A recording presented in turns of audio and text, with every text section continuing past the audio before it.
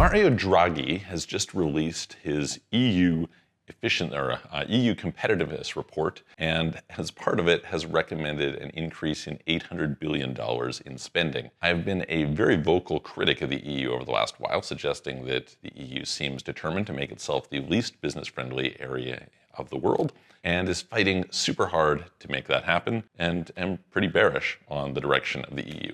So the question is, are these suggestions going to make a big difference? So today that's what we're going to talk about. We're going to discuss a little bit of the details of the report, a bit of the overall context of the EU, and whether I think this means that the EU can turn it around. So let's dive in. Before we do, if you haven't already, please hit the subscribe button, hit the notification bell. I'm Michael, welcome. This is Offshore Citizen. If it is your first time here, we are some of the foremost experts in international tax and relocation, immigration strategies, and if you're interested in paying the lowest legal amount of tax possible, doing business in multiple countries, relocating to other countries, getting Plan Bs, second residencies, citizenships, doing international banking, please reach out to us. You can book a call with me, calendly.com/Michael-Rosmer, link in the description below, or send a message through offshorecitizen.net. Okay, so first of all, let's just kind of contextualize how the EU is in a pretty dramatic relative downward spiral. So it wasn't that long ago, I think it was about 20 years ago, the EU had about 25% of global GDP. Today it is more like 15%. So that just shows you relative decline,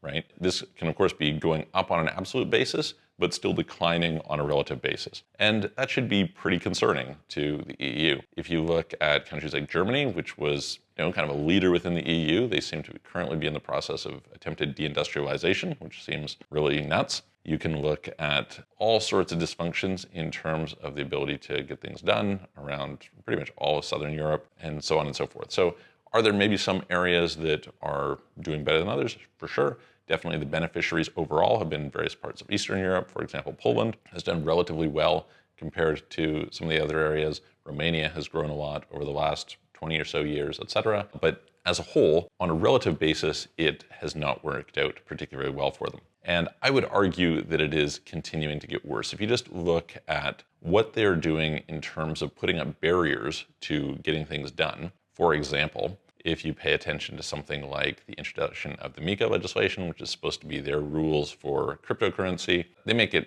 very difficult to operate in the ways that you would really want to have to kind of facilitate movement inside the union. If you look at the introduction of GDPR, it arguably makes pretty much nobody safer, but makes life more expensive and has an undue weight on small businesses. If you look at the way VAT is implemented, it's an undue weight on small businesses. If you look at the ability to go and secure financing and the permitting, et cetera, just the amount of stuff that you have to go through to get things done, it's pretty negative. You have all sorts of rules related to employment that make it difficult to lay people off in certain areas. It is super expensive to hire people because of high social costs, and this essentially drives down the incomes of locals. Effectively, one of the things that's kind of paradoxically true is that when you make it hard to fire people, you actually can create more unemployment, not less, which is kind of weird. You could say, how is that? Well, first of all, it creates a disincentive to hire people because you're like, well, hey, this is bad. Second of all, typically when you're laying somebody off, there's going to be one of two situations. Either you're in a situation where it's not the right person, and so you're essentially keeping the wrong person in the job and preventing a better person from coming into the job, or you're in a situation where you basically can't afford it. Like, businesses don't employ people just for the fun of it. And so that whole thing just disincentivizes hiring people in the EU. It does. That's the way that it goes. And as the EU becomes less attractive in terms of overall ease of doing business, you have to be in a situation where and at the same time the relative GDP is declining, you can ask yourself, well, is it even worth operating in that market at all? You can see all sorts of pressure on various different large companies, and you have to wonder, where's this headed? So I've been very bearish on the direction of the EU. Things like the AML rules that have just gotten totally out of control make it very difficult for small businesses to operate banking, which is just like the lifeblood. They've attempted to do things like trying to control the prices on payment processing for companies like Visa and MasterCard. Most of those didn't accrue to the end customers, and costs are way up over the last while in things like Stripe. So it's really hard to see how this is a great direction in spite of a few little things that might seem to be positive. And along comes Draghi, who does this massive report over the last year and concludes that the EU is not very competitive, that there's a lot of problems, that they're lagging behind the US and China, and they need to take urgent concrete action, as he says. Okay, sounds good, right? Mentions that, listen, we need to make it easier to get things done, we need to cut through some red tape, we need to go and increase funding. It's hard for various different kind of participants in the market to get the funding that they need in order to succeed. A lot of the unicorns that are growing up here are actually leaving. That's really bad. You can look in Germany. They just recently had Volkswagen and Intel say they were considering pulling out of the country. It's just a bad general direction that is going on in the EU. And so you're like, all right, well, he's talking about all the right things, right? This should be, this is a solution. Are you bullish, Michael? Is this like going to turn around? The answer is no. I actually don't think so at all. I think that, unfortunately, the way that they plan on trying to implement these things sort of is endemic of the types of problems they create to begin with. So, for example, one of the things he suggests is he says, listen, we need to get rid of the prohibition against state aid. So in other words, there's some rules within the EU that a company or that a country can't provide what they would call state aid. This was one of the big things that was brought up with respect to the tax policies that were existing in Ireland, kind of some favorable things potentially for companies like Apple and Microsoft and stuff like that. We have to get rid of those. We need to the extent that we can encourage innovation, we need to make state aid okay. In fact, we want to encourage this.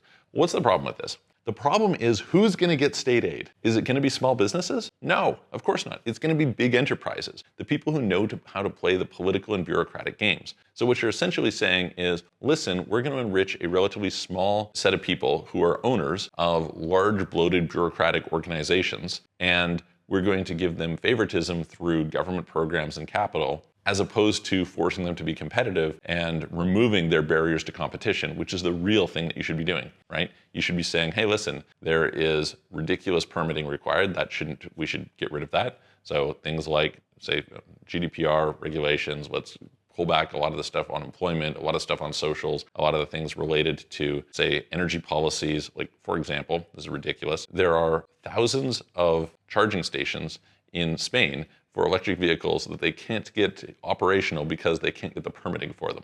Ridiculous, just completely ridiculous. You should just be able to set up a charging station and start charging. That's basically the way that it should go. You should not need to go through all this. I have a client who's doing some business in one of the European countries, he's American, and he was just commenting to me like, I think they needed 20 licenses in this particular European Union country and needed like one in the US. And they could get the one in the US 30 days later once they'd already kind of started. Over here, not so much. So a lot of these things, the kind of barriers to doing stuff should be removed, and you should put it into a situation where what you're doing is you're encouraging kind of grassroots stuff. So it's true, they need to improve their energy policy. It's totally incoherent. Germany is shutting down nuclear power plants and buying oil from Russia and paying and getting coal. Like, ridiculous. Makes no sense, especially when you're saying you have a green policy. Totally ridiculous. So you should have something like that. You should also be in a situation where you should do things like improving your internet service, which has fallen way behind in some of these areas, et cetera, et cetera, et cetera. But the way that you do that should be through ground-based entrepreneurship, where essentially there's an encouragement of every little person who wants to start up companies to serve this need to get going, and to do that really, really easily. There are some places where it still takes like weeks to form a company. It costs tons of money. It's a pain to go through each little thing. Like, you have to, oh, now I need to get signed up for VAT. Well, to get signed up for VAT, I have to go and I have to submit the reasoning for why I need VAT, and on and on. Like, this should just be all streamlined and automated. There's no reason that forming a company should take more than 15 minutes online and cost more than $15. That's the way that it should be. The UK has actually done a pretty good job on that with their Companies House. Quite a nice system.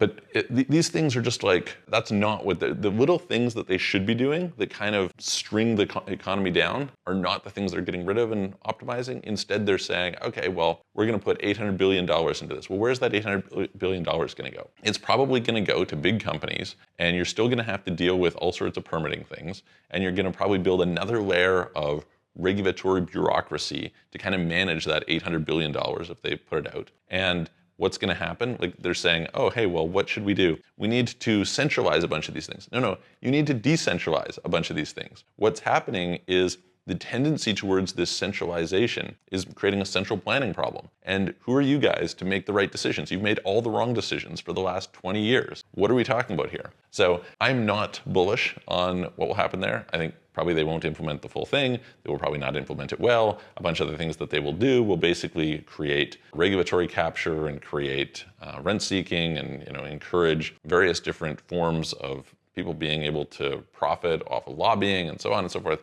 I think it's probably not going to make the EU better. Now, I'm optimistic. I hope, I pray that I'm wrong. But to me, even the fact that they decide to be political about it is illustrative of the problem. They did this big ceremony with the head of the EU, and they do an official handing over of this report. And they go, and when they're asked questions which are pointed and difficult, they respond in a political manner. Like, at the end of the day, that's part of the problem, is you're responding in a political manner as opposed to just saying, yeah, you know what, this is nonsense, we should cut this out, etc. Let's go, this thing is done. And at this point in time, the amount of GDP that is going to job creation in those areas means that you can't very easily cut back on government spending. It's just fundamentally a big problem. And so I suspect that that will continue and grow and ultimately crumble down on itself. The question is just, at what point does the rest of the world decide that the EU has become so irrelevant that they are now going to go and focus on just ignoring what they say, and the EU kind of